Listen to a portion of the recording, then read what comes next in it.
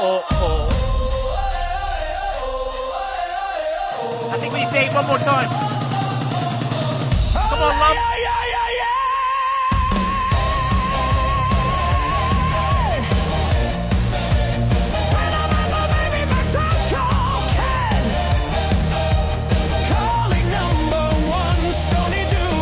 Stony dude, come on in.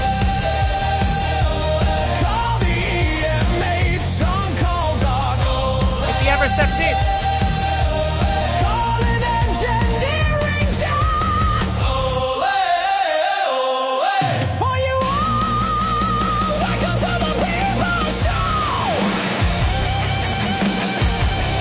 Gherkin.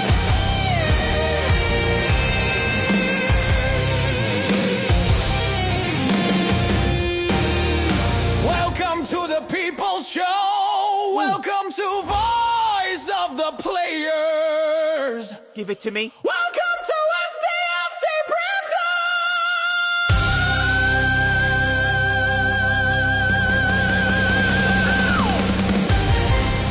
Welcome everyone to Voice of the Players STFC Briefings. Go to stfcbriefings.com if you wish to join in and become a member and win some free swag. But we do have an official content creator, and of course I can't help myself. This can only mean one thing. The following announcement is being made by an official content creator.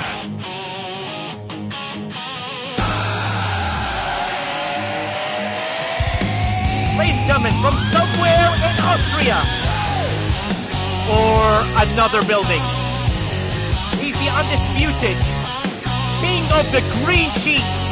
Yes, it's called the green sheet now. CC World Order. CC World Order. For life. Rachel joins us on the stage, the legend, the icon from Austria, the Arnold Schwarzenegger of STFC. Just like with no muscle. The STFC cheat sheet is available, M85. Look at that beautiful cheat sheet. Quasel, why is it called a green sheet now? What happened? What happened? I don't know. I mean, because it's green? I mean, just an idea. Just an idea. Just an idea. Yeah. I think I started a revolution without even knowing. It's caused havoc around everywhere. It is absolutely fantastic, by the way, guys. You should go to the cheat sheet. It's absolutely brilliant. The funny thing about it was when I was trying to plug it in Loopstream, I was like, well, it's green. And everyone's like, it's a green sheet, so it's really good because it's green. It does have an amazing search function. What updates have you done, Quasel? What's the latest update so people know?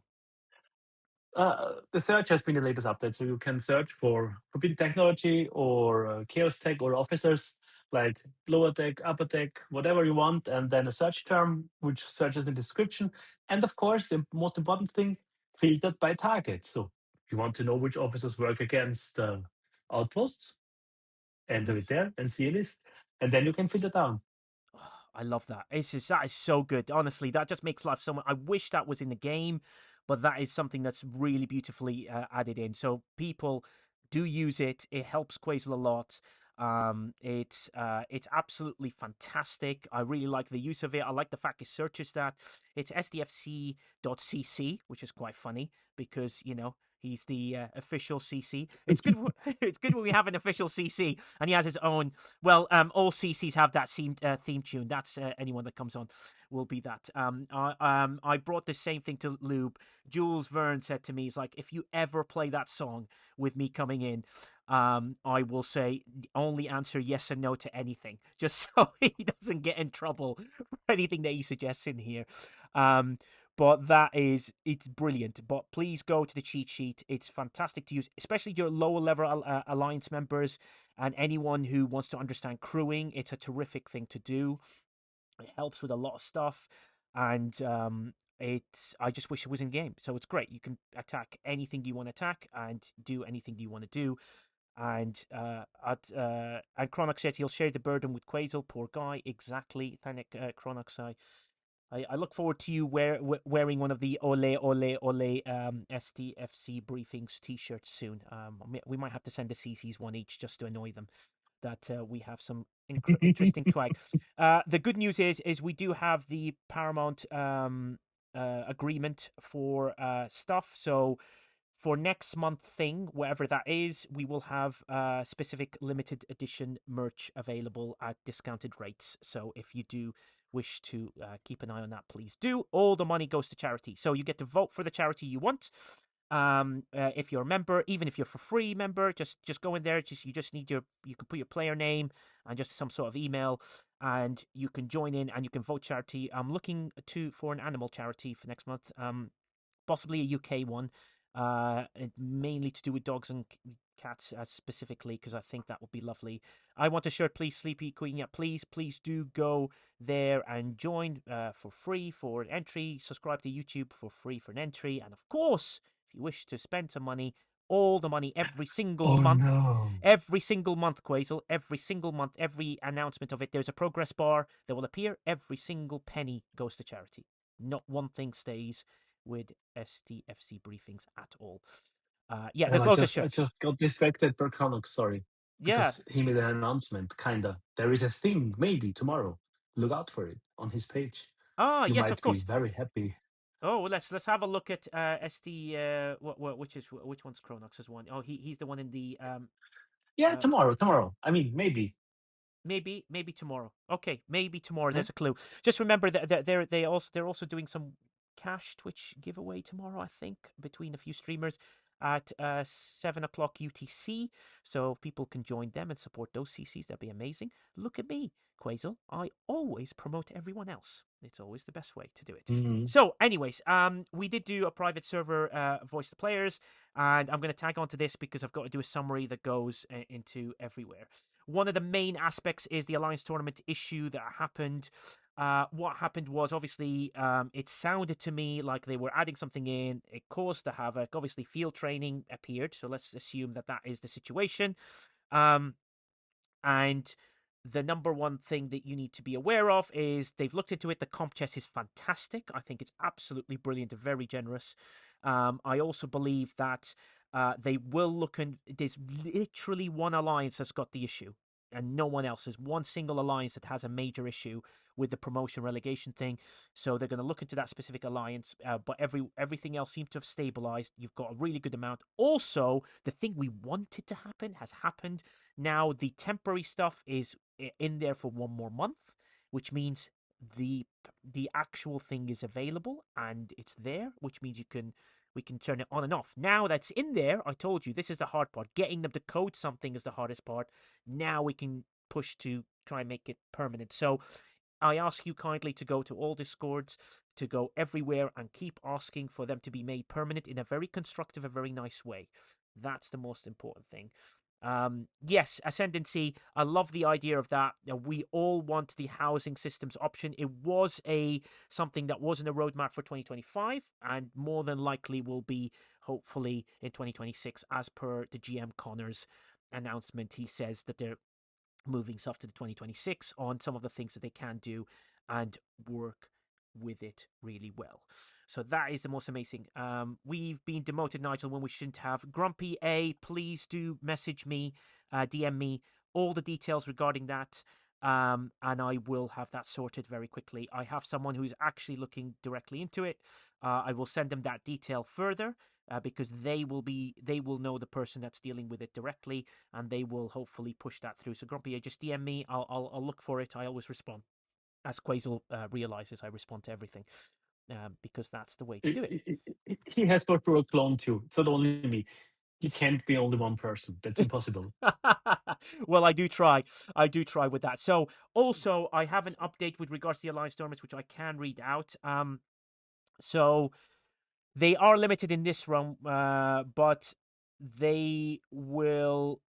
They don't want to amend them at the moment to a preview state on the temporary stuff, but for the next run, they'll make sure that it's in there, but they will be an announcement later.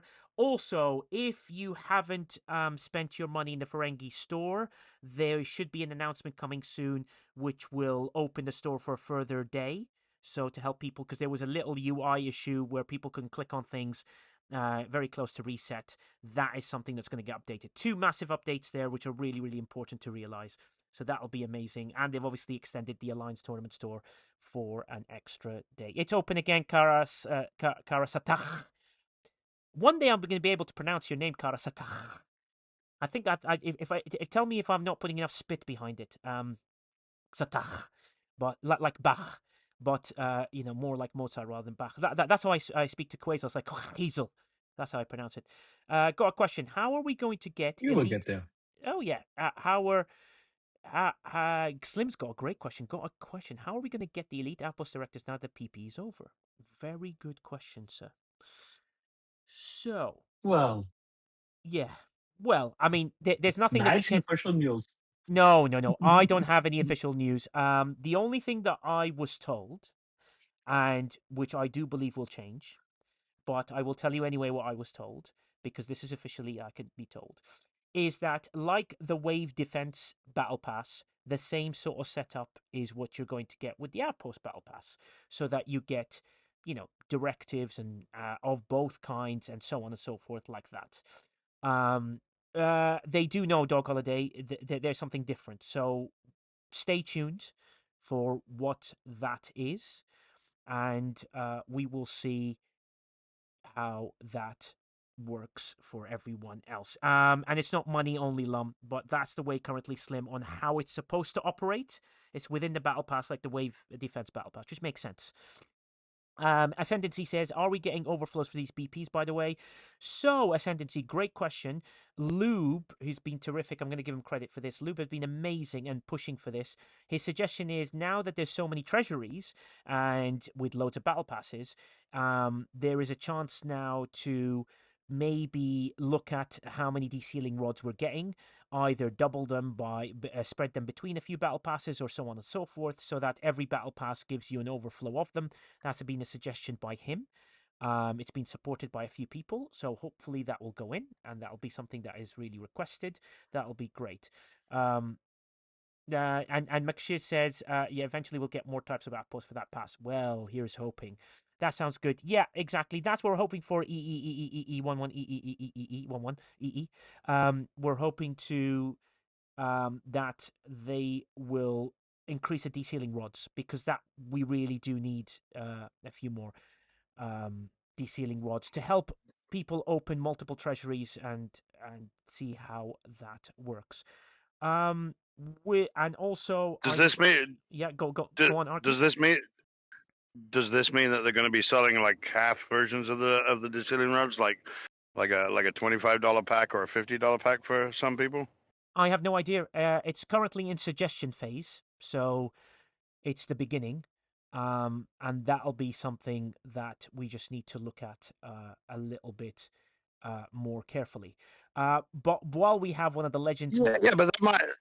Yeah, go on. Yeah, but that might help them make the decision of whether they will, because there are plenty of people out there that are literally just a couple short, and with all the new battle passes and the new with all everything going out there, it's an argument for them. So that's a great argument. Also, Dog Holiday's come up with a doozy of a response saying, "Put the desealing rods in a tournament store." Ooh. Dear me, that's a good suggestion. I like that. For context, Nigel. Yeah, but they're gonna make that. They're gonna make a new league for that, and that's gonna be the extra epic league. Yeah, but who knows? We might get to that. Indominus says, so according to this officer spreadsheet, Walk Scotty officers ability works on outposts. If that's accurate, then that is great. I mean, Quasel? There's a asterisk on that. It's in the release notes.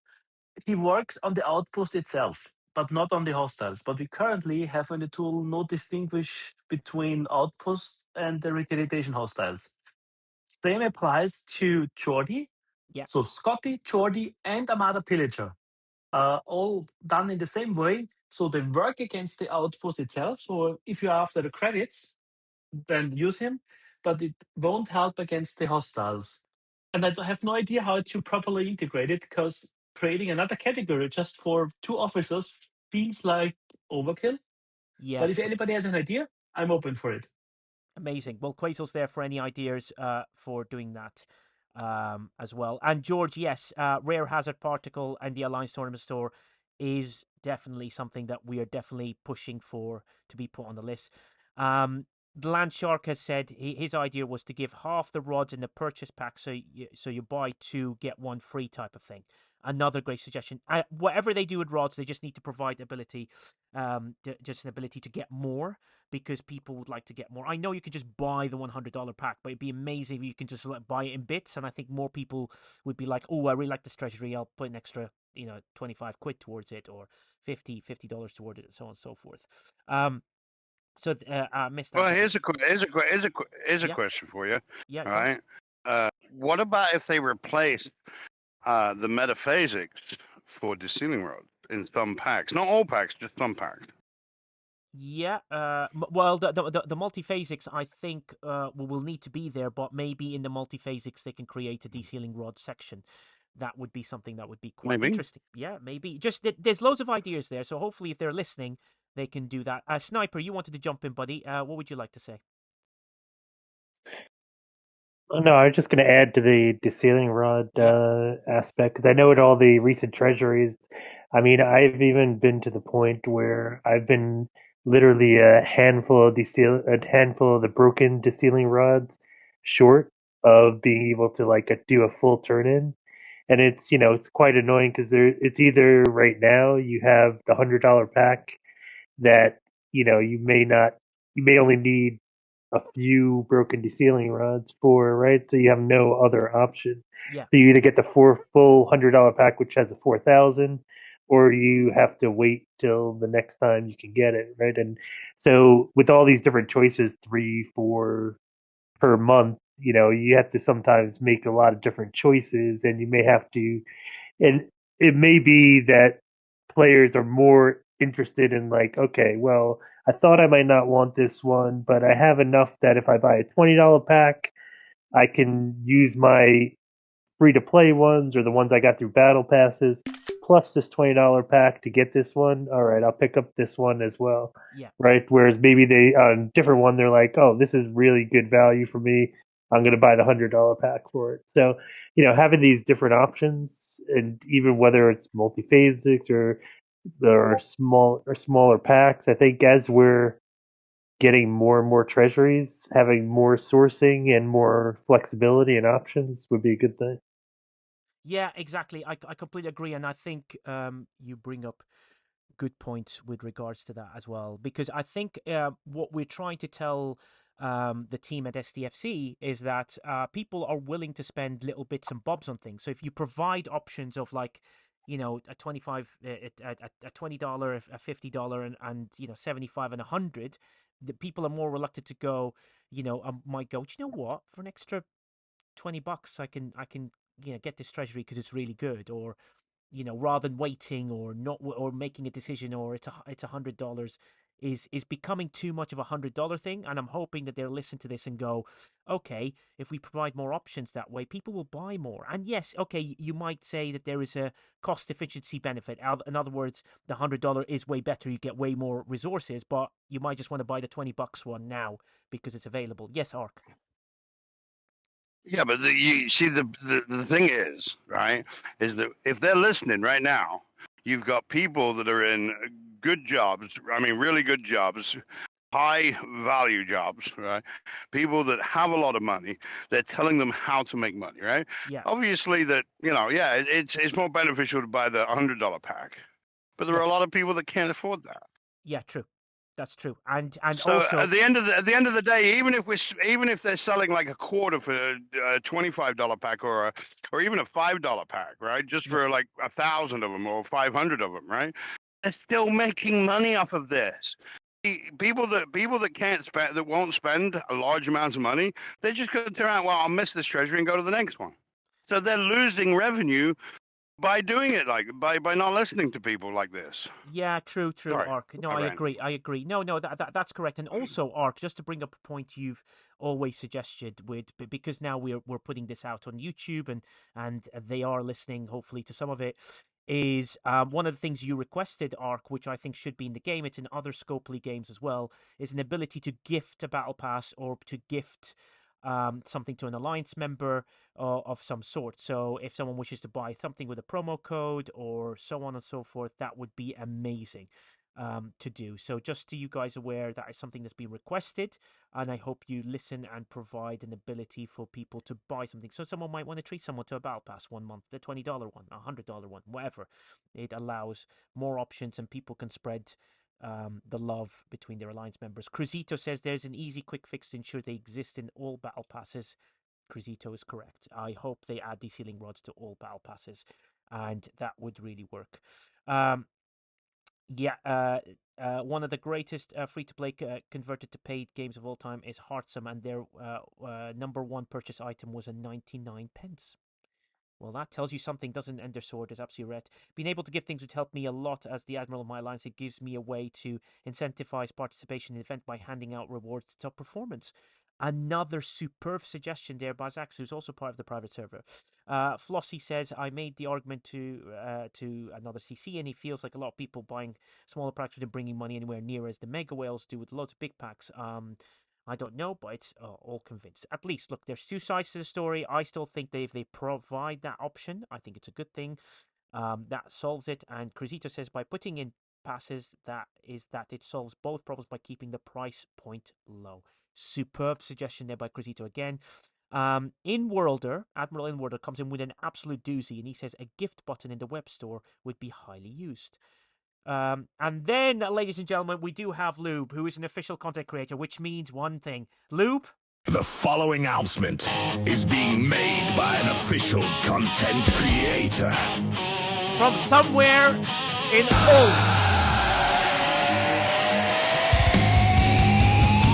the King of Marbles, the leader of the Nuts House, one of the worst darts players of all time,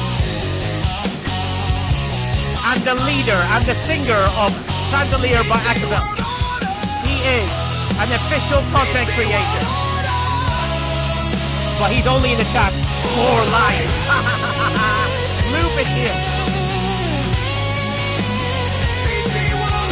Lube has an announcement. It's absolutely huge. Is everyone ready for this? For life! Lube's announcement is Quasel likes green. That is the official announcement from one of the official content creators of STFC. Quasel likes green. But his logo is yellow, Lube. It's all really confusing. Quasel's got a yellow logo and a green sheet. And none of it, like, I don't know who's his designer. Technically, it's orange. I mean, come on. Well, there's yellow, there's a bit of orange. One thing is the badge, the other one is orange. I mean, come on, it's colors. It's bright, beautiful, lovely colors. Yeah, what would Arnold Schwarzenegger say in your countries? Like, you know, get out of here, get down again. Majitos, this guy here. Yeah. Do you know what I mean? That's quite a good impression. Thank you very much, Quasel. That was very, very good. Orange is a mucky shade of yellow. Thanks, Lube. Lube just likes that. E11EE11EE11EE says red should be the one that they should use. Get to the chopper. DTI sliders would be amazing. Yes, Shiz, that is something that's been requested millions of times. Also, in the event store, if you guys watched Lube's stream, Lube was pressing on the Serene Squall 1 BP at a time. I mean, look, Lube is a fascinating person, but watching him click 1 BP at a time was a touch too much for me. Like, just give him at least 5, maybe 3. Just anything but 1. Just 1 was hurting me, Lube. Yeah, it was great content. Just watching Lube do that, and he says, let's play marbles, while he was trying to figure out ASMR at its worth, Lube says, which is absolutely disastrous. So sliders should be everywhere. Here's we're hoping that that they should add sliders to everything. So if you guys are listening, please add sliders to absolutely everything you have. Otherwise, we're all going to lose hair and all going to look like me or like Dwayne "The Rock" Johnson. Why isn't sliders already in everything, since the mechanic's already there? Yeah, well, I think so. I think Taco, now that they've done the Unity 6 update and they've settled the system, I know that Spectre is probably more better at answering this. but I believe that now they've got the base ready and everything's sort of working, now they can start moving it into doing sliders in more places. I just think it needs time to go through the list of things that they're trying to work through, and we'll see what happens. As you know, as next month, as we've explained, is something quite straightforward. So hopefully allows them time to fix things. Also, I mean, I just hope yeah. I just hope that they actually do these fixes, because I mean the last few months they've been saying we're gonna do these fixes, but we just been strung along. No, no, no, And no, this, no. I disagree, Taco. I think there's loads of loads of stuff that's been done, that's been quite good. Yeah. I well, would. they've been doing little fixes, but the major fixes are like lag or anything related to arcs. It takes them months to fix. Well, yes, because lag is a very complicated thing. Quasel will tell you this, that, you've got the client side and the server side. The server side might be running beautifully, but you're on a mobile, you're on 4G, right? It says 5G. You're on a system that doesn't quite receive data as strong. Like a lot of people have limited data button pushed on their iPhone, for example. They don't realize, which makes lag worse for them. There's loads of things that affect lag that's not that. And it would be amazing if they sort of looked into it more. Uh, uh, this is really, really good. I promise you Yeah, that I they mean, are. I just see their other games don't have that much lag, and they have more gamers in their games, but somehow this game has more issues Yeah, than the other games. yeah, Because the game has a different history. You can't compare games just because Copley owns them. That's completely different developer teams. And so yeah, yes, they made mistakes in the beginning, and the game was never supposed to do stuff it does now. And you collect debt and maybe some poorly made decisions. Who knows? I don't know the code, and I'm not a professional developer. You can ask Ripper about that and yeah, others, which are far more versatile in that stuff. It's not as easy as saying, "Oh, they own all the games, so their tech should be the same." That's absolutely not the case. And we have seen more stability. I feel the game is lately more stable than ever. yeah. I mean, I of course, we have occasionally the lag spikes, but even those, at least on the European servers, are very limited. Especially, we all know it around reset and stuff, of course. But else, it feels more stable than ever, and they have done things. And I mean, it's at least I feel we're heading in a better direction. Is the ship turned? I don't know, but I think. I mean, I'm a bright guy, so maybe I'm overseeing and over whatever. no, But I think it's getting a little bit brighter on the horizon. yeah, Let's yeah, picture it like that. yeah. I hope so. Yeah, let me jump in here. I completely agree, Quasel. The game is way better. It's definitely improving, and they're allowing, they're doing fixes that make huge differences to the game, and things will improve. Like, it's not going to be quick. Like, it's been years and years and years worth of stuff. They're doing a great job. I want to try and point them towards the good things that they're doing, because it's really worth saying that to them. A Fox says looking forward for the networking improvements from the client side. Ripper always said it was way too chatty network wise. Yeah, I agree. It's those little things that you can't control, and you have to find a way to get the data stream a little bit more streamlined to get in there.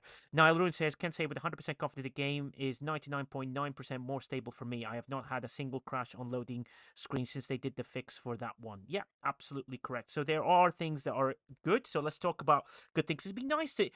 We're in the holidays. Let's talk about the good things in the game. The game stability, Flossie says, is definitely heading in the better direction. The actual concepts, necessarily yet, or the spend ethos with players. I agree. Let's hope the new year brings new revolution and an absolutely doozy of an Arkfall video. Ooh, yeah. I tried to get Lube to watch it today. Lube refused to watch it. And he said he didn't have 4 minutes, and he didn't respond to my message, so I cried.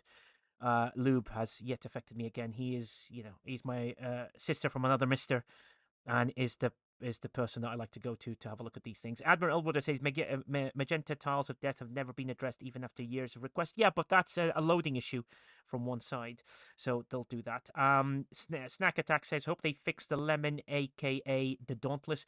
Well, let's hope with the Dauntless fix. Lube did suggest that he would like to test it for them, and he was ultimately rejected. I mean, he was rejected in such a nicest way possible. It's like, so you brought a pie? Yeah, I don't think you're a great cook. I'm okay. I'm just going to eat my pie. I don't want a pie. I don't want your pie, Lube. It's not really that delicious. Oh, our pie is not good. Lube, can we come back to you and order that pie? And Lube's like, I've already eaten my pie.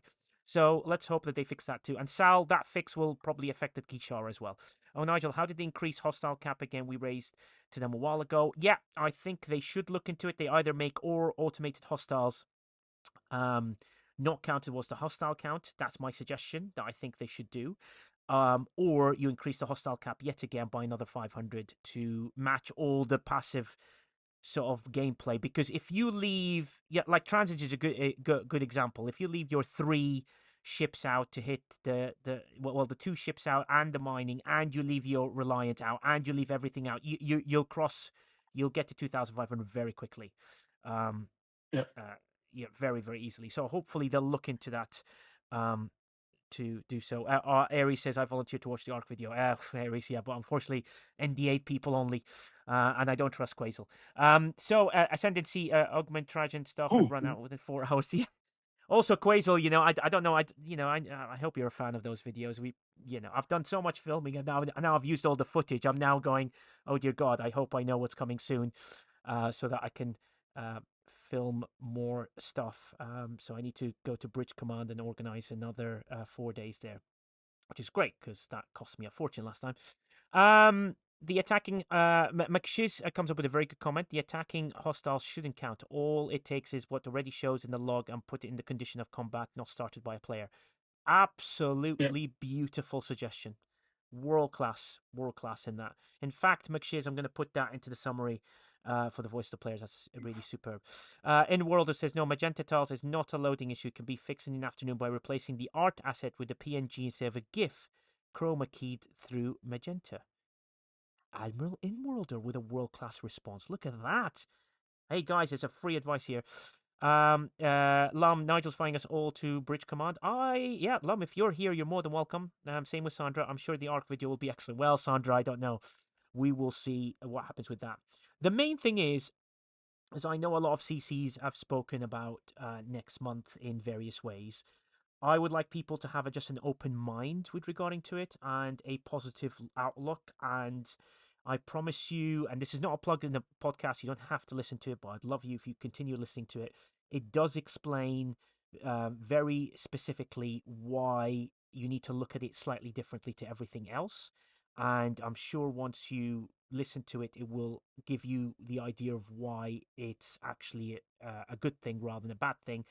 I know what Lube is saying is also true, as well as other CCs, in that people, if they looked at it from a perception point of view, it may look quite there. But the most important thing, this is why I love having Sniper on, because I wanted to bring Sniper on today, was I wanted to talk math Sniper, because with the Vengeance, how it is now and the efficiencies that we have. So how many efficiencies do we have with the Vengeance? We have 2 tens? So we have 3 total. We have 2 in the aggregation tree, or as I sometimes call it, the aggravation tree. But we have one that's tied to the Lotus research, and one that's tied to the Dauntless research, and then the last one we have is the skin, the new skin that was released. So the 2 in the aggravation tree gives you 15 percentage each. Yep. For a total of 30%, and the skin gives you 10%. So if you have all of them, as I do, it gives you a total of 60% cost efficiency, which is cost efficiency, not actual reduction. So just make sure everyone knows how that works, right? There's a specific formula on how cost efficiency works, or it's not a 1-for-1. Okay. as people might expect. So if you say, okay, if it costs 100 before and you have 60% cost efficiency, it doesn't mean that it costs 40 now. Ah. So you have to actually do the calculation. And let me see if I have that number Oh, amazing. handy This is somewhere. a good I teaching moment. might usually have these numbers around. Well, Endersource says Yeah, true because true cost equals 100 divided by 100 plus efficiency, basically. Yep. yes, that's right. And that applies to every efficiency in the game. That's for resources, that's for materials like Spock does them up. That's all the efficiency formula. Yeah, Exactly that. that's true. While you get those numbers out, Sniper Cruzito says they won't raise it. They won't raise the hostile limit because it would be folks with auto farm way too easy. And as Tiger said, punching down should be detrimental. If folks hit hostiles with their level, you should not be hitting the limit. Very, very good point by Cruzito. But yes, with those efficiencies, Sniper, the thing that we need the most is parts. But the problem is to get to that efficiency is you Yes. have to max all those things. Like you're not. It's not a you know you can just do the research in 1 second. You've got to max all those things to get to the end, isn't it? They're at the end of all the trees. Isn't that right? Correct. Yeah. So the skin you don't. You can just buy. I mean, Yeah. it's 2 packs to buy the skin, but Yeah. that's a 10%. Yeah. For the other two, yes, it's at the very end of the research trees. So you have to, essentially max, either the research. Not you don't have to max all the research, but you have to get to the end of the research tree, Yeah. which does require, like, in the case of the building to be maxed, right, is actually a dependency on the research. In the case of the ship, you don't need to have it maxed, but you need to have a fairly high level. I believe, if I'm recalling correctly, it's tier um, 11, Oh, I okay. believe you needed to get the research. I could just double check that, but I believe that was the one that you need. So you still need to get it pretty far along. Certainly not something a free to play is going to do anytime Yeah. too quickly, right? So yeah, they kind of built that into saying, okay, for the benefit of doing the loop, you then get to have uh, this research that you can Yeah. get done. Well. Uh, Yeah. Well, we do have a question from Sunhiri Hotaro Kes. Hopefully, I pronounced that right. Where were the two researchers? I only know of one in aggregation. Isn't it the Dauntless and so yeah, there's two in aggregation. One is at the end of the first loop, the Lotus loop. It's called USS Vengeance Optimization. oh yes, It's right in the middle of the tree now because you have the two loops. So if you look at the very end of the first set of lines where the Lotus building, you'll see there's three Vengeance researches. Two of them are like the comms, the Borg one and the ISO one, both regard to the yeah, cube, and then right in the middle of those is the optimization research that gives the cost efficiency. Then the second one in that tree is the yeah, one at the end of the Dauntless tree. It's not yes, all the way at the end because there's a new reputation research that's all the way at the end, yeah. but it's just about at the end. There's another stack of three researches, and it's on the bottom of those. It's called Daunting Vengeance. Yes, exactly. I think Jay Berg's put an image in the chat of where it is, and Suhiri Hotarokes um, has seen that now, which is absolutely amazing to get. So hopefully, the thing that we're missing though is what we keep getting these events, and even with the parts that you get, I think Lube was looking at it on his stream. You should check it out. Is that it takes like 18 if you buy the actual skin, it saves you about 18 weeks worth of doing SMSs in a sort of sense because of how much efficiency it gives you if you start it early. I think the skin is more useful when you're at the early stages, isn't it, Sniper? Or would you still get it when you're in the Yeah. middle towards the end? So So here's the thing with that. So mathematically, absolutely, all cost efficiencies are of maximum benefit when you get them early or like from the very beginning, right? Because the thing with cost efficiencies is once you spend the materials, you spent them at the higher rate if you spent them before you got the cost efficiency and they're gone, right? Yeah, So if you can get it before you spend even the first material, you're getting the maximum benefit out of the cost efficiency. yeah, That being said, like when I run the numbers on even the later stage vengeances, because remember one other thing when you talk about the math on it is the later tiers are more expensive, right? yes, They require much more parts and you get them at a lower rate. So in actuality, when I look at it, even when I got mine, for example, it was at tier 13 already, right? yeah, And even then, the math still kind of worked out where you be saving some money by buying it. So it's almost like a net trade off. Like the 2 packs will save you like 3 or 4 packs, right? yeah. So it's still you're still saving. There's still a net savings, and you get that little tiny bit of damage increase, and of course you get a cool looking skin, which, to be perfectly honest, is one of the reasons I bought it is because I thought it looked cool. well, well, well, You know.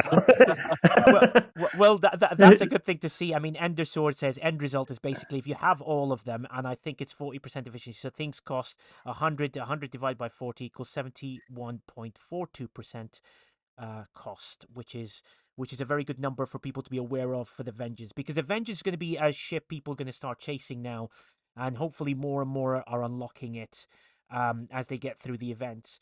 The biggest thing that I found was the parts, and it's the material spend. And when you're in G7, you're struggling because you have to do one building to get one level, basically, unless you do a monster building like the research or the academy, then you have a chance at going really high. The most important the thing that's currently missing from the game is regular part sourcing, because currently we have the SMS, which basically you kill the Breen, and that gives how many times? That's about 3 times a week, I think. Is that right, Sniper and Quazel?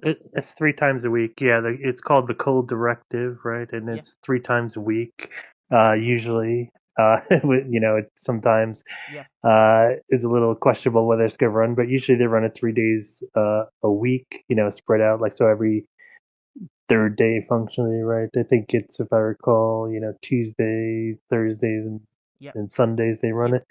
yeah, Um, so, yes, that's a sourcing parts. It basically gives you about like a tenth of a what a pack would be, right? yeah, So functionally running it like 2.5 weeks would be equivalent to getting a pack.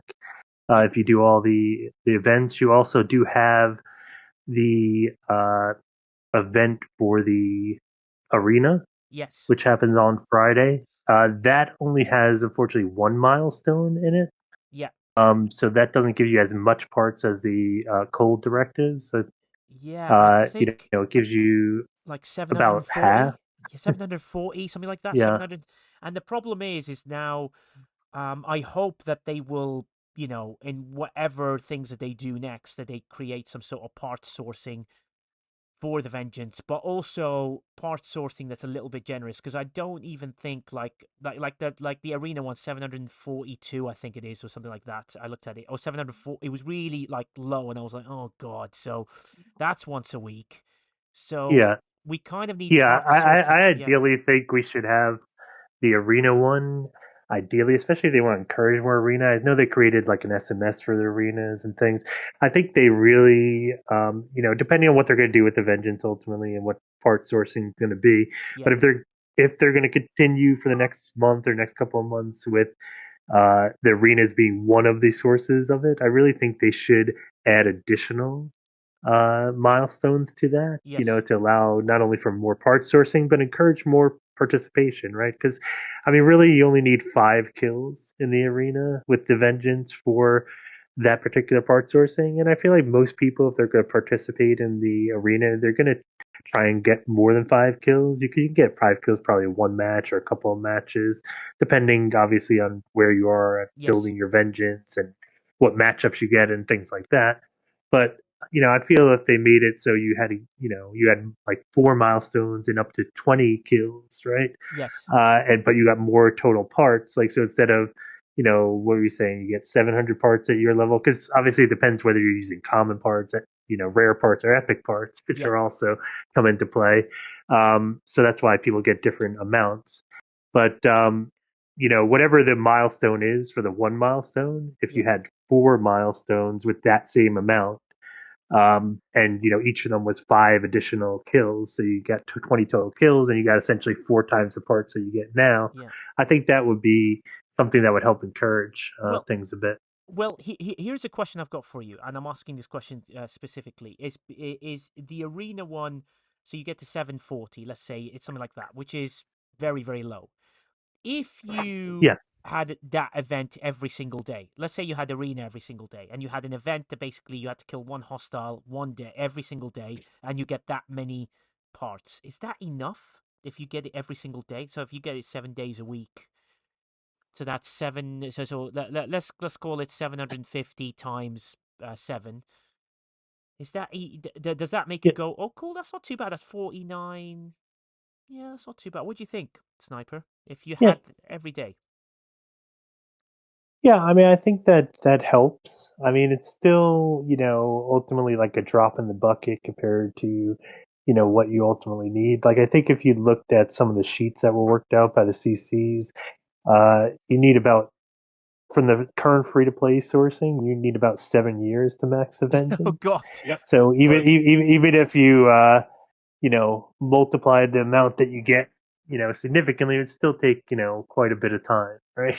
yeah, true, Um, so, so it doesn't by itself, I say solve the problem because if you think about it, the Vengeance as a specialty ship, especially now that we're talking about G7, and I've been a strong advocate to believe, and I know some people will think the opposite, but I think, there should realistically be a bifurcation of how G6 gets sourcing versus G7 getting sourcing yeah, because the ship is very different as a G6 player from a G7 player, right? yeah, Um, but even if you don't consider that aspect of it, obviously, the game is evolving and the ship is evolving, right? And I think, it as it turns more into, a standard, still important, but specialty ship, yeah, it should follow around the same type of specialty ship free to play sourcing path as others where you can, within 1 to 2 years free to play max ship, right? That's kind of the standard. 2 years have been more or less the standard, but then they turned out to put out cost efficiencies and things that bring that time down even further over time. So you figure by the time a ship is, towards the end of its life, even a free to play could max the ship in a year or so, right? Or yeah, maybe less. So I think, eventually we need to see the Vengeance move towards that type of model, um, in my opinion, sooner than later. yeah, And in order to do that, something would have to fairly drastically change, right? So either you would need to do something like have the cold directive one, run 7 days a week, right? Where you can yeah, kill the Breen hostiles every day to get some of the part sourcing. That would obviously help speed things up. Being it gives you a bit more than the arena one. So if yeah, you were going to make one of them 7 days a week, I would say to make that one 7 days a week. Again, it's 3 days already, so you're only really doubling yeah, true, things by making it 7 days a week. But I think in addition to that, if they can increase the amount of parts, would be good. Um, in addition to that, there is another way for spenders because I think most people still who have the vengeance are spenders, right? yeah, So I think we have to respect that fact. And you know, there is another event for spenders, a heroic event that happens either once or twice a week. They've been running it twice as of late. yeah, The 2 day event. It runs typically on Tuesday, Wednesday, or is it Wednesday, Thursday now? They shifted around a little bit, Yeah, and it also runs on the weekend, Saturday and Sunday, yeah, to align with the Mat Spend event. And yeah, that's generally a event where it's a heroic, so you have to buy packs more or less or spend materials in order to do it, and that's usually tied to whatever the new thing is, right? yeah. True. Or one or two of the previous things, but pretty much It's current one things, right? previous. It's Yeah, it's like the Avengers event themselves. For those that see it, that's I think it's the same event. Like until you have the Vengeance, you see the obtain the blueprints one, which always had so far the current currency and the one from the arc before. So yeah, like currently we have outposts and at Cisco the Sigma credits. Next arc, I expect to outpost go away and be replaced by whatever we get next month. yeah. True. Yeah, and that's Yeah, typically been the way of it. Although, again, I feel like that even that event needs to evolve a bit, because the way that that event has been essentially designed, it has been a ever changing scoring mechanism, right? We know we've had some hiccups with that event. I won't go into all the proverbial dirty laundry with it, yes, but there's been some challenges around that event. You know, he's correct. Like typically, it has been as of late. The one current arcs thing, whatever that is, fleet commander, ship, yeah, building, yeah, and the one previous arcs thing, in addition to mats, right? yes, And that's been the spending and the kind of philosophy behind it. If you're doing the math, because I know you bring me on here for the math because I'm yes, a math guy, right? I do the maths. yes. The typical philosophy behind it has been essentially each milestone is equivalent to two packs of the Vengeance. So if you were to directly buy the packs from the store, it'd be equivalent to two packs of the Vengeance. And the Yes. scoring is designed such that it's aligned to buying two packs of whatever the current thing is. So Ah, essentially, if you buy two packs of the current thing, you're essentially getting two packs of Vengeance parts for free. oh, Like nice. that's the idea. Oh, right. Okay. Well, I think it's, and also the only thing that bothers me from it is I'm really like annoyed that rare outpost parts are not in there, which is Oh, frustrating because absolutely. because I'm sat here going, So I was like, for God's sake, just put the rare parts in because that's what I'm at right now, and that's what everyone who's spending would be at, right? Uh, 100%, because realistically, once the building hits 51, or shortly thereafter, yeah. rare parts start becoming a bottleneck, right? So Yes. the Vengeance event only scored on the common parts. I feel like they did have a pretty missed opportunity there if we're talking about like current and former, because Fleet Commander Cisco was one of the current things, but Yes. realistically, we also got rare parts added into normal sourcing as part of this arc because the elite outposts were Yes. added, right? Yeah. And so that was never updated in the Vengeance scoring mechanisms. And the trouble with that is right now, if you don't hit the milestone, like each milestone is 1.5 million points, right? If Yeah. you don't hit the milestone, you essentially get nothing, right? And so in order to hit the milestone, you got to spend a ton of common outpost credits, but long before you can spend those, even if you have them, which like in my case, I have tons of outpost commons, Yeah. you can't spend them because you're bottlenecked by the rares Yeah. and you can't do enough elite outposts fast enough to get those rares up to the numbers you would need them. So even if I upgrade one or two levels of even buying a pack, right? Even buying, as we mentioned, two packs, right? Even buying two packs won't necessarily at my level get me even two levels of the building, nor will it get me to one milestone. Yeah. And that's because it's so heavily scored on the comment. So I think that is something that people, even free to plays at some point here, are going to run into Yes. that issue. Is that once they hit that 51 building, they're going to start needing rares at much faster of a rate and much higher of a rate than they need the commons, and almost every event right now gives commons. The only things that give rares realistically are the battle pass Yeah. and doing the actual elite outpost. But almost every other event is giving commons. So, Yeah, no, like whether it's the ALBs, whether it's the SLBs, so many commons out there. So we're I going to mean, eventually get to a point where we have a huge stockpile of commons, yeah, but we're going to not be able to do anything with them because we don't have the rares. yeah. Well, hopefully, maybe an idea would be to add a trade up, like they have for the Vengeance, even if it's at the additional costs. But it might be an idea. And who knows? Maybe next arc there is another sourcing for that stuff, because yeah, I don't think outposts are finished entirely. That feels like a feature that has more baked into it for the next month. yeah. I don't know, Yeah, Yeah, exactly. I And but agree, trade up Quavo. would be great.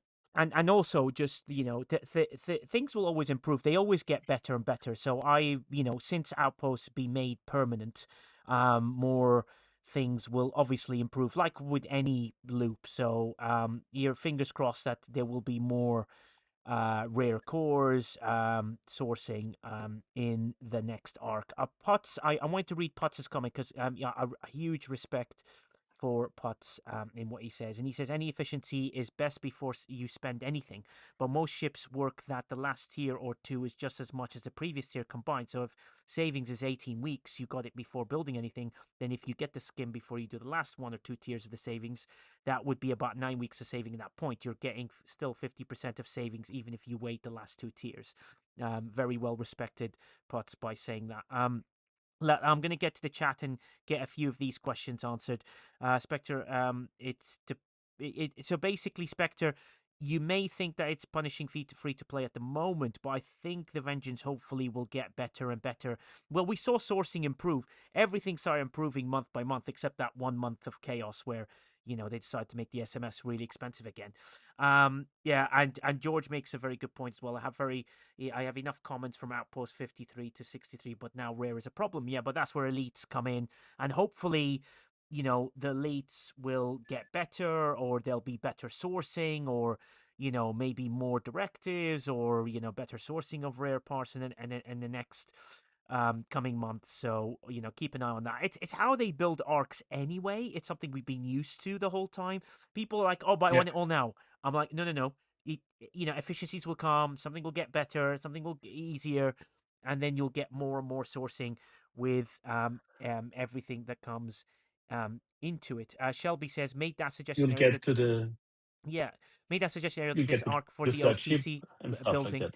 and many comments that will never be used. A trade up is needed. Yeah, Shelby, that's a great comment, and Quasel is mentioned as well. But obviously, Quasel will take credit because he's an official CC, and you're not, Shelby. But I will give you the credit officially. Um, but Flossie, it's so much better already compared to how it was when it first came out. No efficiencies, exactly. It's already better now. So that's the thing. The main aspect of this voice to player has been getting you guys to understand that you can't have everything now, or otherwise they'd have to make a new arc every single day for you to achieve everything, because you just get it now straight away. There will be efficiencies. They want it to last a long time. It's been their new way of doing things, where they want it to be, they want it to take 12 to 18 months. Now some people will spend to do it quicker, and some people will sort of get through. But I know that Cruzito has got a very good opinion about this. So Cruzito, you're on the stage, buddy. What are your thoughts? Well, and I think, Nigel, you were kind of hitting it on the head. Is that, over the last 2 years, or I guess maybe even a little bit further back, um, the rate at which you could accelerate through the game with we'll call it a moderate to high spend, I think was actually detrimental to the game, right? If you look back in 23, 24, you could be a level 1, get to op 70 within a matter of a year and a half, right? Yes. With a significant spend. Where if you look back when the game first started, you were looking at Ascendance being a year and a half before you even got to 30, before you got to 40, before you got to 50.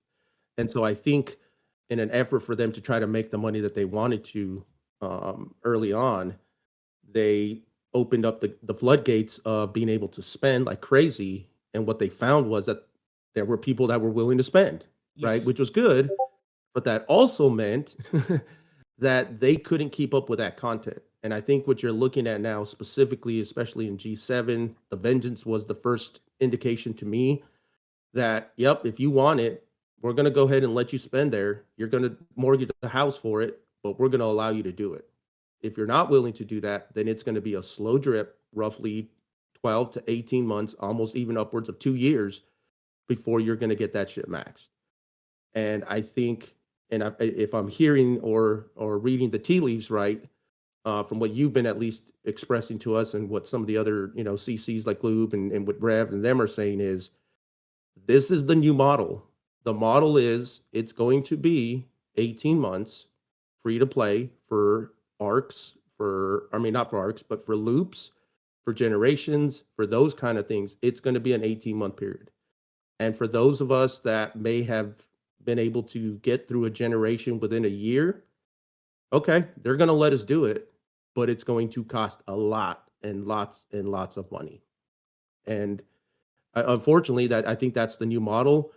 Is that feel good? No, but I think that at the end of the day, it's probably the best, and it's probably the most healthy for the game is to try to slow that out and make it into a marathon as opposed to a sprint.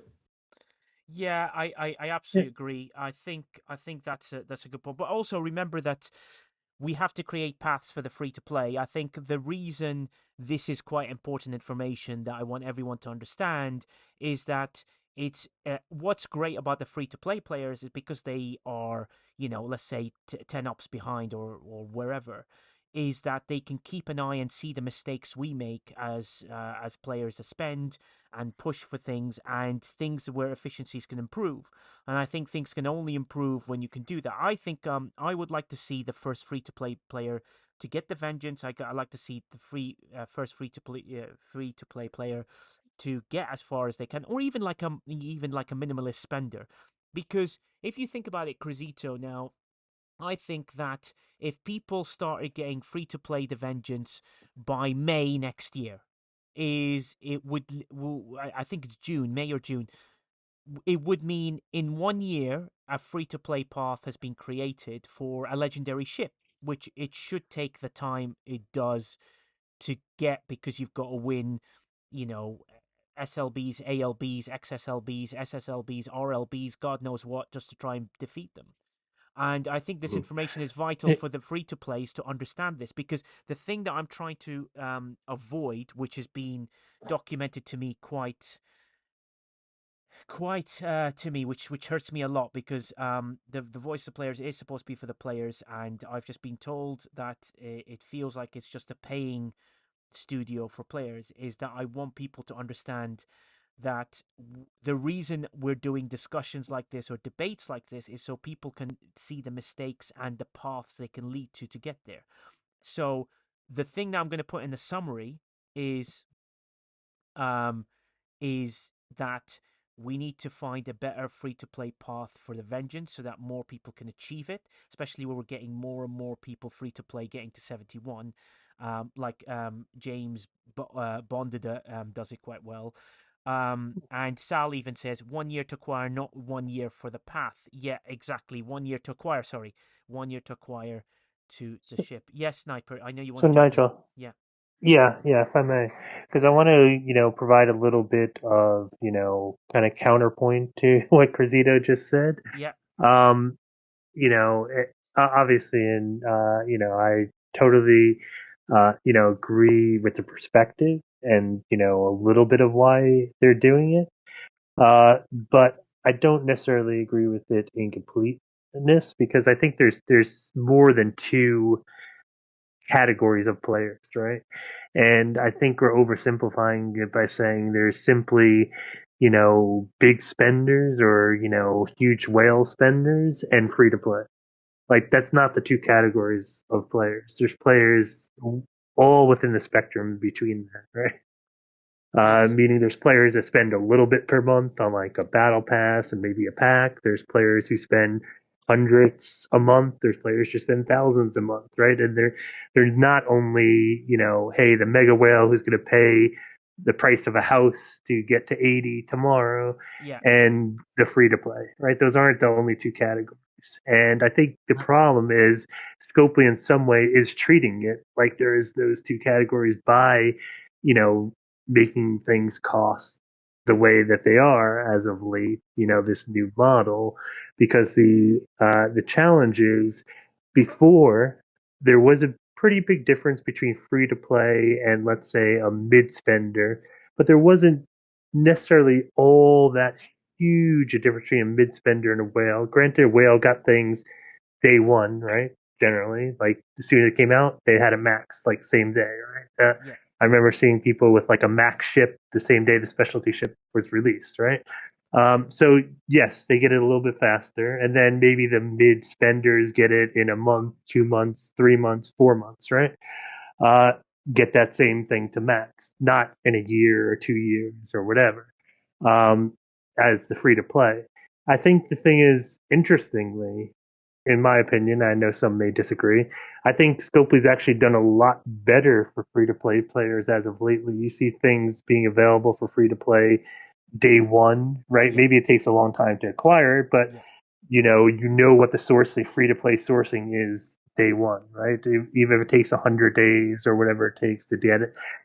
More primes have been made available in like Alliance Tournament Store and other places, right? So Scopely has been doing, I feel, a lot better with free to play. They still have probably a long way to go. Yeah. And, for the mega whales, right, they'll always be able to spend to get to whatever top level they want. But then that leaves everyone in the middle, right? And the Yes. problem is, if you got someone who's spending several $100s a month or several $1,000s a month, and they feel like they're maybe only getting a 1 to 2% improvement versus being free to play, whereas someone spending on a boat or on Yeah. a house worth, the gap is becoming wider and wider and wider and wider, right? Because the 5 packs that I bought, per month last year Yes. are not nearly worth as much as the 5 packs a month I'm buying this year, Yes. right? So I'm, as that player at that smaller spend level, I'm much much closer to the free to play level, because the free to play is now getting more better sourcing, so they're coming up faster. I'm kind of going down faster, Yeah. and the big spenders are going up much, much, much, much faster, right? Yeah. Yeah. So now, instead of creating balance, you actually are creating bifurcation, because you're putting essentially the free to play and the mid spenders in the same bucket, and then having the big spenders way, way, way, way, way far away. Yeah. Whereas before it was a little bit more balanced, because the free to play was, if we were to put it mathematically, as you know, I'm a math guy, Yeah. right? Yeah. If you were on a scale for 1 to 10, you might have had the free players at like a 1, and the mid players at like 5 or 6, Yeah. right? And the whales are at a 10, right? Or some of the whales are at 9 or at 8, right? But now with this bifurcation that you're creating, like the free to play is at 1, the mid spenders at like a 2 or a 3, and the whales still at an 8, 9, or 10. So you've just really made the bottom of your the game, more even, but you made the top of the game even more unfair and unbalanced than it was before. Yeah. True. And I don't know. I mean, it's maybe just because it's a new generational release. Because if you remember G6 and the first players rushing to 70, the gap was huge too. It's just how the game is built. And for the Vengeance, think about the jellyfish, how hard it was to get in the beginning and how easy it has become over time. yeah. Sure, the, it didn't need any special parts to do it, so that's makes it hard on the Vengeance. Um, but yeah, I mean, you can do 71, 72 without it. So yeah, I mean, sure, it helps for outposts and stuff, and it makes life easier, but it's not like you need it at first. And I'm not sure. And I think with the typical power increases we will see, it might be even get less needed down the road if it Yeah, doesn't get an bump or an Oh, upgrade. for sure it will, especially with all the recent researches focusing on FKR Yeah, ships. yeah, Like that's going to make G6 epics be able to, at some point, literally bypass the Vengeance altogether. yeah, yeah, So it may happen. I mean, that may take time. That may take a year or 2 years. It's hard to say, right? yeah. Depends on what gets released in the future. yeah. Yeah, exactly that. And also, Crisito, any return on that one? I think Well, Snipers make some good and I points. think, yeah, I think Sniper's right on it, right? I think one of the big things, and I think it's still too early to tell, right? But if you kind of look Yep. at where the spend was early on, a lot of it was for the progression piece, right? To be able to progress. I think now, and I've always said this, right? If you're a PvPer, you're going to spend, right? That's just how it is. I think one of the things that shifted a little bit over the last year has been, especially if you're looking at the officers or whatever these spends are for and are geared towards that PvP part, right? So if Yes. you want to spend so you can go out there and PvP, great. What I think has changed is that it's not a necessity to progress anymore, if that makes sense, Yeah. right? You're able to go and do your PvE stuff relatively still, we'll call it cheap or whatever it is. And I think that in of itself is a good thing. Where in G6 land, man, you had to spend just to progress. Where Yeah. now, not so much anymore. And I think with G7, that's kind of evident, right? Where you're going to be able to grind to progress it. It's going to be slower. But if you want to get there fast, yeah, you can spend your way to do it. But they're going to kind of put us into, well, if you want to progress, you've got to engage. And it doesn't necessarily mean swipe to do that. Yeah, true. And also, I'm hoping as well, just to kind of put a closure on this discussion, because it's a very good debate to understand and that there is a free to play element to this, and trying to close the gaps a little bit more. We got people like Potts and we got people like James Bond who are doing an incredible job at playing free to play and are great advocates for that, and they're people that I'm going to be inviting up here very soon so that they can truly be part of the voice to players. This was just a discussion where I had the opportunity to bring certain people on here, and I want people to hear from the aspects of what the paying points are at the moment. And it leads me to the question that I'll be back just mentioned, is like any word on potential changes of the new FC slot. That's never going to change. And sliders for Seska is something that they're hopefully looking at. I know one of the CMs is pushing Nige. hard. Yes, Ark. On the vengeance part, why I think the biggest thing for Scopely is if they give people a bone. Like we had that vengeance event, right? Where I got my vengeance, right? I Yeah, didn't spend very much money on that. yeah, But it was a super easy. It brought in all the mechanics, right? And even if Scopely doesn't want to have that as a permanent mechanic to get the vengeance, right? What's the point? What's the harm in them saying, look, we're going to run this twice, 3 times a year, right? So for the crazy free to play that nickel and dime the game and get everything, save as much as you can. I mean, you have to be at 70 to get the event, of course. yes, But then, and then that only leaves it like what, 3, 4 months in the year for the people to spend, so they can actually, have a good shot at getting it a yeah, little bit early as a mid gap between yeah. just pulling a shard, a blueprint every day to going out and spending the $4,000 to get the ship. I mean that would mean a lot to the community, especially the free to play, the light spenders, and everybody that can't just drop $4,000 in a night. Yeah, and also just to bring up a point before George, just calm down before any I ask the next question. Potts brings a good point. He said my trajectory right now is up 70 by April May. I truly feel that Avengers will not be needed for early G7. I think a maxed relativity might get it done, and max relativity might get it done, and. and the rep of G7 Uncommon Ship can be done via the Mirror Universe. Add to that, whatever comes next, I don't think the Vengeance will be needed, just like the Jelly was not needed in 6-month mark successful in G4, which is exactly what Sniper and Cruzito even pointed towards, and what Ark is saying, that efficiencies will hopefully bridge the gap between them all. Just going to open the stage to George. Yes, George, what is your question, sir? I would disagree with Sniper on the Vengeance Blueprint events. Yeah, It's twice a week, but the last I got 600 blueprints, yeah, but I had to spend $200 every time because you could get it while it's for the new arc. yeah, The uncommon, the common, yeah, uncommon and rare G6 parts, they're giving you very little bit of a points. I built Enterprise to a tier and I get barely anything.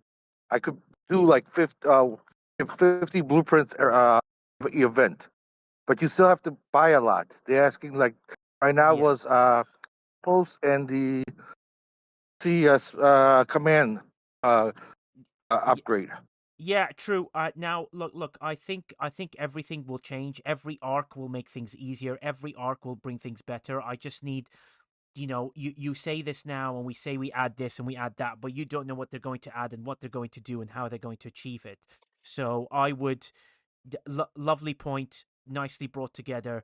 But I want to kind of move on from this now, and say that, at least we've got, now everyone understands where the vengeance, heavy points are, and where people need the aspects to concentrate on. Vegas also said, was echoing through the great, it was, the ship was expensive, and then suddenly the event became a little bit cheaper. Like, I got my ventures at 17.1 million points. That was it. That's all I spent. I was so shocked that I just upgraded a few buildings, and I was like, oh my god, I unlocked it, and I was like, I finished first, and I was so shocked at that moment that it happened. So there are moments where, miracles do happen like that. Sandra brings a very good point, that she says currently G7 efficiency is roughly where G6 efficiency percentage is for uncommon materials. It doesn't solve the 61 times increase in base cost while you get less than half of the G7 uncommon materials than the G6. The change in pace between G6 and G7 progression is a bit too much currently. Yes, and that's the shock. And I think, Sandra, for the next few arcs and months and things, we need to get used to the fact that things will take a much longer than we think. The free to play path will always be day one sourcing for whatever the thing is, and it'll be 100 days. That's always going to stick. The problem is the length of the arc and the time to achieve the arc is what's is going to take a bit longer, because they want arcs to last long so that they don't have to come up with new things, and it allows them time to fix things. So that's what I think the plan is. I haven't spoken to anyone. I don't know anyone in there, but that's the idea that I've got in my head on how they do it. So if it means they fix more of the game and make it smoother and make it better, then hallelujah.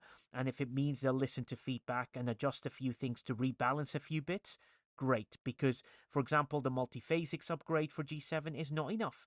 For example, putting in rare cores for outposts should have been done. There's so many things that need to be added to achieve those things. Ascendancy says, One yeah, thing, yeah, Nigel, you yeah, said earlier, the COTA, I think it was on the other Discord. The, the officers for the new arc are always tied into the COTA. For us to get the new officers, if we want, we have to have purchased the new arcs and the SMS and all that. They don't want to get, like before, you get in rare officers through blueprints. I thought that's what they said, that you could get this officer through blueprint, the BP, but you couldn't. You but still had to do COTA and everything else. yeah, but let me come back with, and let me say it fully. Let me come back with my response to this. At the end of the COTA is a material spend, right? So you can unlock the officer with the material spend. End of conversation. That's it. Because Yeah, you can. I know that, yes, I would like to get to tier 2, tier 3, tier 4, tier 5. It's not that simple. As long as the material spend at the end allows you to unlock the officer with an SMS as an SLB, There is no problem. The COTA, yes, there'll be max ships. They just need to find alternative scoring methods to allow people with maxed things to score. And as long as they do that, everyone can achieve it. There's been a point that was brought up, and I think it was Potts that brought it up on Loopstream, where he said, if I save everything I have, I can probably do 3/4 of a COTA. But if I save everything for 2 months, I can do a COTA. They need to adjust that little quarter number and bring it down so that everything can be a bit more Yes, balanced. you're And right on that because yeah, I saved it for a month and I got all of my COTA SMS done by saving, not growing for a month, yeah, not it building, not doing anything. yeah, that's true. And I mean, Cruzito says if you could also use your choice tokens to get materials and use them in the COTA is also a great thing. Relentless points at Mac Shiz when he says, I mean, I stay if it's viewed all ever walk should be cautionary tale. Yeah. Yeah, go on, So Cruzito. Nigel, one of the things that I was looking at, and Taco actually raised this to us in another Discord one when we were having a conversation. Yeah, I think one of the challenges is that there's definitely some avenues in which players, whether you're free to play or light spend, that if you're just a battle pass player, that you can, I won't say easily, but you can get through some of these events like Coda and whatnot. yeah, The difference is that you're going to then have to potentially give up, right? Do I not use my choice tokens for ATs and I go ahead and use them for Coda so that I can get the materials that I want to and spend yeah. on those things?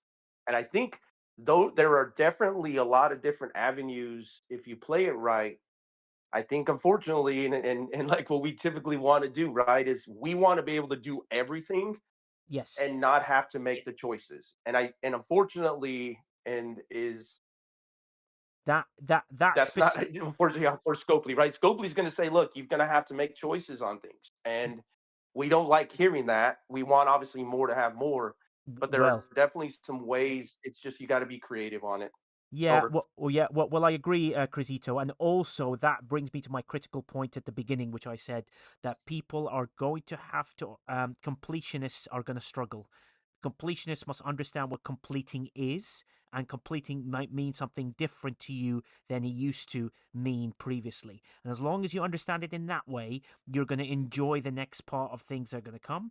If you don't look at it that way, you're going to struggle because you'll go through a headache and you'll see fire and red and you will not be able to look through it. So I give everybody my best advice and to give it a day or two, read and listen to everything. You know what I mean? Like I'm plugging my podcast because I think I know that what I said with Jules was actually quite accurate.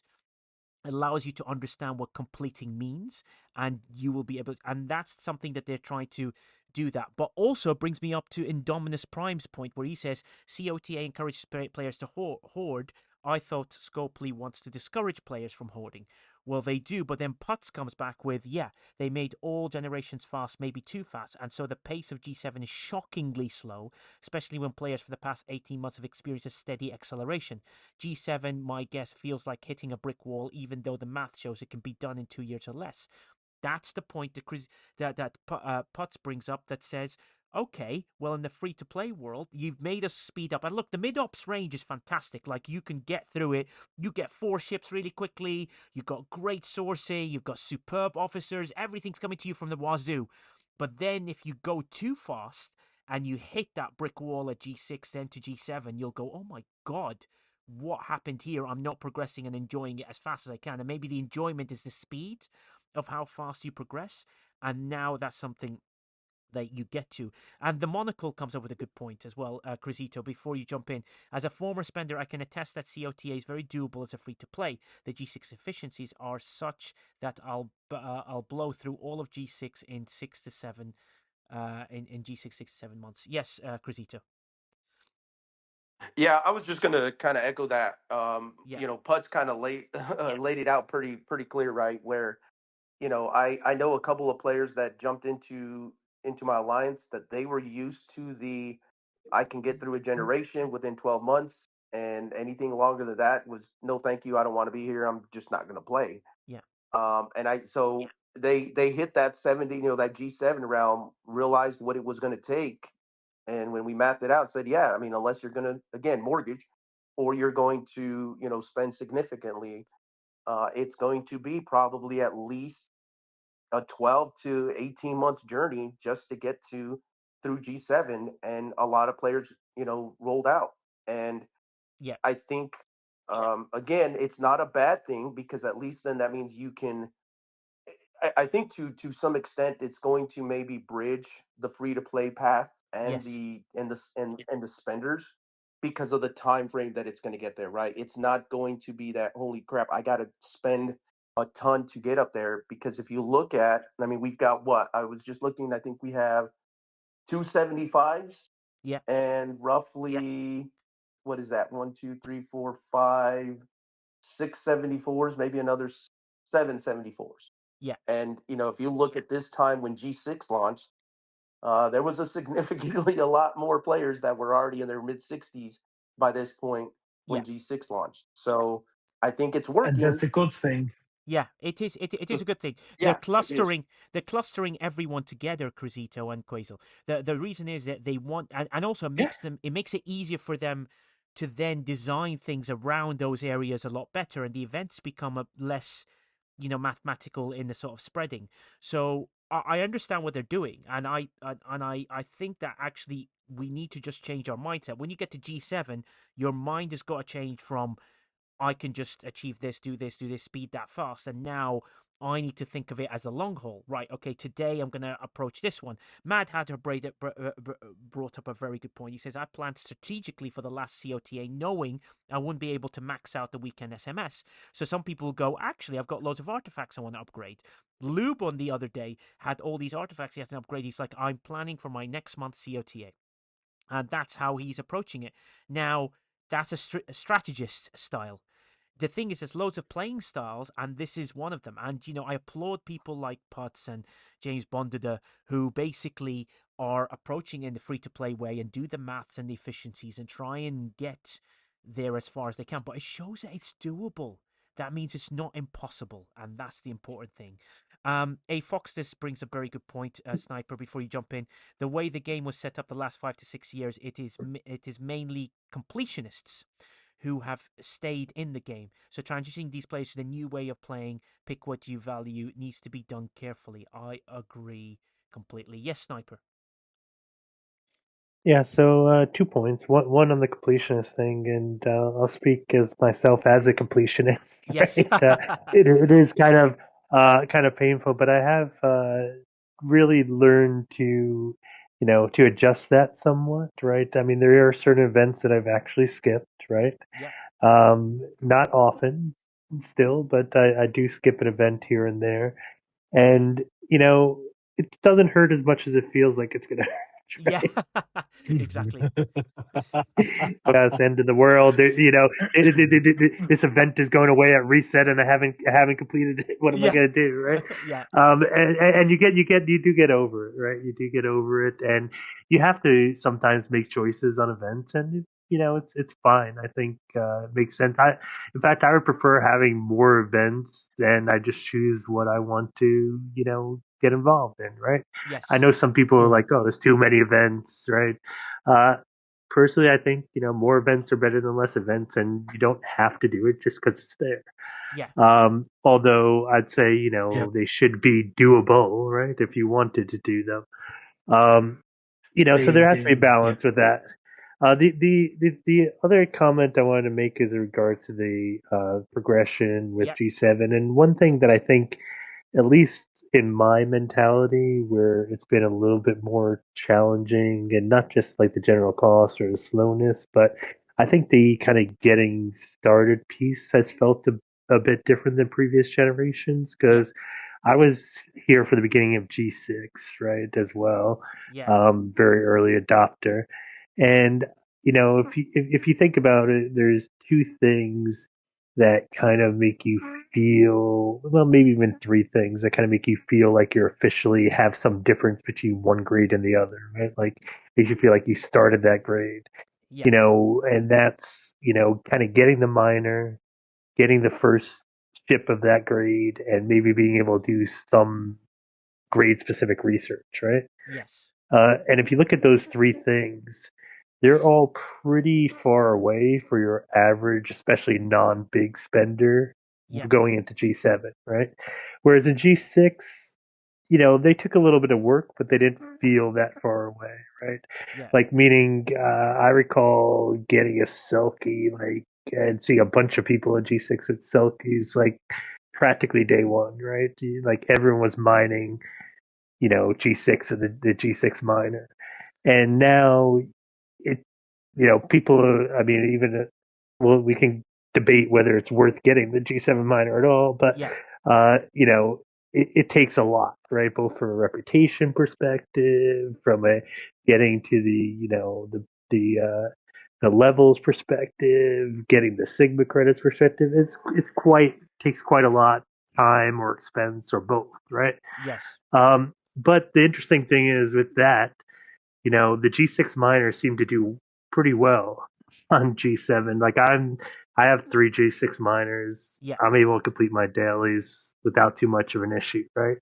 Would I like to have the G7 miner? Sure, but it's not absolutely required. yeah, The G7 uncommon, on the other hand, like, that is a huge hurdle to get to, right? yeah, And the G7 research also is kind of locked behind R&D 72, which takes a, quite a bit of mat spend to get to. yeah, So I think because of those three things, like, players, even when they switch over to be G7 from G6, like 70 to 71, yeah, uh, it takes quite a long time before you can feel like you're a G7 player. Like, you feel like there's, like, starting to become a gap between you as a 71 plus and a 70 player, right? For yeah, example. And that's where I think, some players are, hanging up their cleats proverbially, if you will, because, you know, it's okay. I don't need to be 80 tomorrow, yes, but I need to feel like I'm getting somewhere. Like, I'm an official G7 player and I'm getting somewhere in G7. So I think the lower part of G7 is something that they need to probably continue to add cost efficiencies and other improvements yeah, for. I think still gating some of the upper G7 that, whether it's higher cost or higher rep or higher whatever, still makes sense. Kind of slowly keep people bundled a little bit. yeah, But, although there'll always be the gap, as I mentioned before, with the big, spenders, but, um, I think at the lower levels, there, needs to be a quicker path to those three items, right? And I yeah, think that Aphelion in the AT store is a big help. Hopefully, we can get that permanent. yeah, Um, but and maybe a few extra shards. Maybe it goes up to 2025 yeah, would You be nice never. also. Uh, It, but but I think those are three things would help make G7 players feel like they're getting something out of being G7, right? Like, so yeah. I getting mean, to the minor, getting to the uncommon ship, and getting to the research. yeah, true. Yeah, yes, yeah. Quasel. What are your thoughts on that one? First, it's the beginning. It's a new Sigma currency credits. Look at how many faction credits we have now in G6. It's it's it's being the early adapters in G7. That's the price you pay, I'd say. I Yeah, mean, I'm just went to 72 today, but taking it very slowly because there's lots of other stuff to do, dealing with outposts and yeah, getting the G6 epics up and other stuff. Oh And yeah, so, I and mean, it's kind of a speed reset. I've heard from players that have been here from day one. It feels like back when G3 was released yeah, because it was very slow back then too. So maybe it's just an adjustment. And at least from my perspective, I like it, just not to burn too quickly through it. And for the events, I'll take more events, but then I want a better user interface for it because it's yeah, a nightmare currently. Okay, in which folder is now this event and that event and this event, and it's hard to track. It's hard to. It's very easy to miss events. So if they do that, I s- I hope there is a better interface for it yeah. because The we will get lost in it. Yeah, there will be. And before you jump in, Cruzito, I just wanted to get Ender Sword's message out, which is, um, The other group that's still in the game is the optimizer, and the optimizer people are looking at the critical path and packs and stuff and seeing it as none of them having value or value. Yes, Crisito, what would you like to say on this? Well, yeah, and I think, to Sniper's point, right? One of the differences is, the non-veil space, and maybe the veil space, right? Which I think is actually kind of cool in its concept. But if you look at previous generations, there was a little bit of a, okay, I've ascended to the new area of space, Yeah, where now it's pretty much as long as you have the warp range, you can get there. And I think that's one of the things that kind of separated a little bit, right? So yeah, realistically, the difference between an ops, let's say 69 and an ops 72, there's not much difference realistically, right? If you can get to that space, you're there, which means you have the G6 players mining up in G7 space, whether they need to or not. Obviously, there's players that are going to want to get that head start, which is great. But I also then think it kind of, I won't say diminishes, but it also kind of blends that. Well, what does me being in G7 really mean? I think on the other side of it, one of the things that I've liked at least about G7 is that for me, getting my dailies done is actually now part of the game, right? Ah, Where okay, for great. most of G6, I could care less whether I did them or not. I mean, it didn't really do anything. Yeah, Once I got to what, probably 66, 65 in that range, I could care less whether the dailies were done or not. I'd go hit freebooters. Okay, cool. I collected. I got my points. yeah, And now I'm having to go mine. I'm having to go do all that stuff. And I think for some folks that probably got through the accelerated path, it probably doesn't mean as much. But those players, like for me, that was on early on in the game, that was the game, right? Getting your dailies done was the game. And so yeah, I think there is a significant amount that they're trying to slow it down, which is good. And yeah, we've kind of beat that dead horse. But at the same time, I think there's a finite um or they got to work through it to not slow it down so much that the players that accelerated quickly don't get bored and go, really, this is all there is to the game. I'm out of here, and they leave. yeah, yeah. So That's and that's a good point. And I think sorry that these discussions have been quite heavily G7, and there's a reason why, and it will all make sense in 7.5 days time. Why I'm guiding you everyone to listen to this very carefully, and it will make sense. I always have a alternate motive because I want to get people to understand something specifically to potentially what they need to get used to. And Potts comes up with a great question. He says, when you go to G7, do you go, in name only and not worry about progression and instead accelerate your G6 endgame? Is that going to hurt your new officer acquisition, COTA material spend? Or do you need to stay 70 till the max epic, max cube, max relativity, etc., or somewhere in between? These are the questions we need to tackle next. Like for me, I've said this to everybody who's at 70. You need to get to a tier 16 epic. And 16, not 12, not 14. You need to get to 16 because the reason you need to get to 16 is it makes your progression a little bit more comfortable when you get to G7. It's something that I've said from the beginning before G7 started, all the way through. Yeah, tier 16. And I'll tell you why. You can do it at tier 12. You can. You can. It just, you will find it tough and you'll get Nigel, frustrated. one other thing to Yeah, include in that though, yeah, because it's going to come into play, especially if you have an active alliance that already has some G7 players, yeah, is making sure that along with your ship, where like you said, that 15 to 16, whatever range, yeah. is that all of your G6 research is complete. Because if it is, that means that once you get into ops, into 71, you can start working your surge research, which will now make your G6 ships or Oh, epics actually usable oh, a lot more. yeah, massively. So Like, that's one thing to make sure you're getting done as well. yeah, 100%. And it's 3,000% per tier one of it. Yes, Quasel. I What? mean, tier 16 maybe depending on your account state, but you can get away far lower.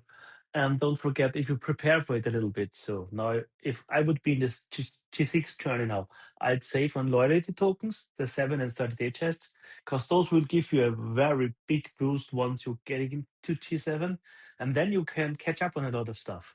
I still haven't done any search research because I'm still catching up on the useless or what felt useless G6 stuff. Yeah. And I say, at current state, that will change every month. If you have your Stutter, Steska, and Suitor. PQ Yeah. at max, Yeah. Stutter, Seska, PQ, that's your key officers you need to have max to have an easier life in G7 currently. Yeah. Because with stuff like that, McChisel showed it. You can kill 71s with a max relativity. It works. He did it. Yeah. And so you can get away with a tier 12, 13 maybe. And especially if you count the catch up once you're in G7 and cash in on your saved loyalty stuff. Yeah. So It's if you plan a little bit for it, you can get away and then catch up on 71. Yeah, that's true. And also, you brought a critical point that I forgot. Is like make sure you get as close to completing your G6 research so that you can jump into the surge, because the surge does make a difference. It's just doing tier 1 of all the surges, and the way to do a surge, just of people who I haven't spoken to in here, is when you do the surge. This is my advice. My advice is that you only pull the one chest every single day, which is like 2 chests. It's called. The one chest every day, because you'll get way more surge. You'll be able to do way more research without max pulling and taking the tax on it. And the biggest difference of AFOX this points out to is a max pick Q. Max pick Q, max Suitor, max Seska. You're on your way to suddenly your tier 16 can become a tier 14, a tier 13, a tier 12, and a few people here have proven that you can do that a lot better. But the moment you can get close to that surge research, so keep doing surges. If people doing it in your alliance, so keep doing and collecting them, and only use them on your G7, 1 pull a day, 1 chest, and you will, each week 1%. The best thing is the tier 1s of all those researches are 3,000% like level, which are insane, and that will change all the ability of all your ships straight away through. I hope that this discussion has opened better conversations regarding how to get there and understanding specifically, and I mean specifically, on how you should approach the game starting from next year. And the reason I say this is because there's going to be some things that you will need to adjust to. And if you adjust to them and learn the different way, like snipers now learn to not be a completionist, and ender swords, there's optimizers who are people, which I think we're all going to start becoming. People who find critical paths to things like Cruzito does, like Putz does as free to play, like James Bondida does. And that's the key. And Mad Hatter says, after hearing several people say the officers needed when I start working on them, the 2 of the 3 are now max. Mad Hatter, you're on the right path. That's the thing. Tier 1s are crazy good, but will be several months from them. Yeah, Sal, you'll get them. That's the key. That's the most important part. And I think we have a very good set of discussions for you guys to figure out on the next time. So with that, I'm going to say thank you very much. Any other feedback or anything else, please DM us all. All these people are fantastic. Thank you very much for coming to the stage. Quasel, Sniper, Taco, Cruzito, and General Arc. Always good to have you all. Thank you all. We'll leave it at that now.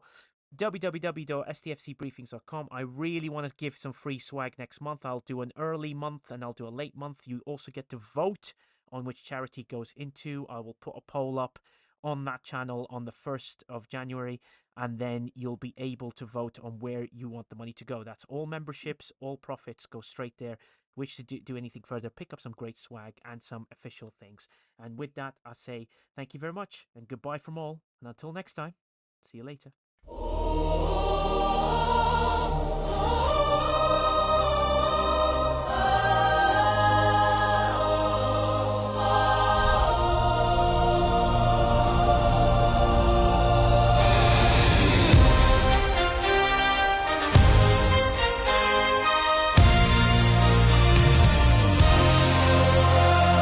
Thanks, everybody!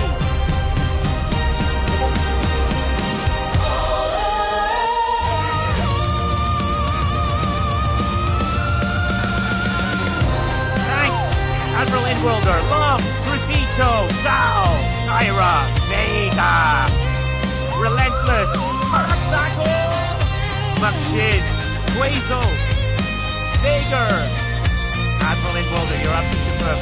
Flossy Bear, love you. Spectre, brilliant mate, love having you. Jaybird, Raider 72, thank you. Every day we are hosting the cosmic stream. STFC Briefings, it's the ultimate. Thanks, LOD. Tune in for tips. Thanks, I'll be back. Shelby. I want Mickey. Love you. Thanks, Killer Angel. Yes, Jim. Just for Cara you. Sakaba. Cookie. Simon says. Thanks, Muffler.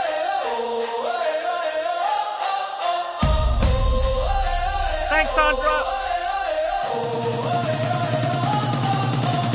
Double Spectre. Rolling the team.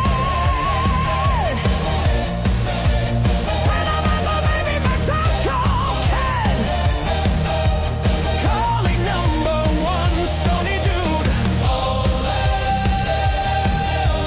Call the EMH on call dog. Calling engineering just for you all. Welcome to the People Show.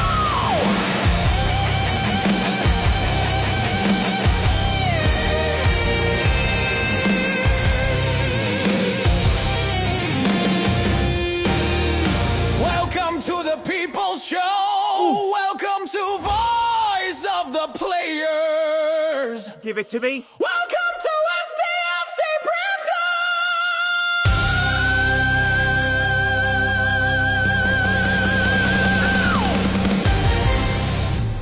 Briefings. Thank you very much. Until next time. Goodbye.